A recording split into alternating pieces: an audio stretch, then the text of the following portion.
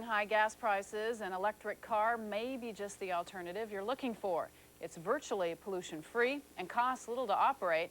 And for an Edmonds man, it's the perfect way to get to and from work. Gail Jackson has the story. From a distance, Bart Lynham's car looks like any other on the road, but get up close and you notice the difference. Well, I wanted to have a personal experience driving an electric car. Why? I asked myself, why do we not have electric cars driving on the streets today? Lynham is an environmental engineer. He bought the 1981 Dodge Omni at a charity auction for $1,750. Since July, he's been using it to commute from his Edmonds home to his downtown Seattle office. The 34-mile round trip costs him about 80 cents in electricity. But Lynham says the real reason he bought the car was to help the environment. It emits no harmful exhaust fumes. Operating an electric car successfully depends on one very simple but vital thing, a place to plug it in.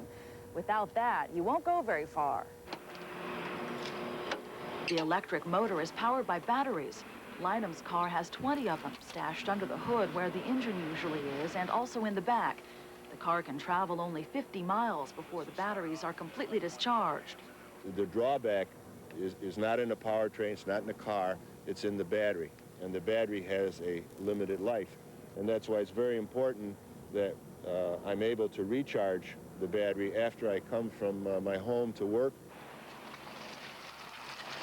When Lynham arrives at his downtown parking stall, he doesn't feed the meter. He gathers his cords and plugs in his car. It takes about 3 hours to recharge the batteries for his trip home. The owner of the lot is taking part in Lynham's experiment, providing a special parking spot complete with an electrical outlet. Lynham envisions a day when such outlets are common fixtures along city streets and at shopping malls. You could have a simple plug that you'd plug in and put a quarter in and you'd get a quarter's worth of electricity. It'd be that simple. He also sees a time in the not-too-distant future when cars like his shove the gas guzzlers aside and rule the road. In Seattle, Gail Jackson reporting for the 10 o'clock news. Pretty different. Kind of shatters some misconceptions It you might does. have about electric cars just putting along Yeah. and doing over 20 miles an hour or something.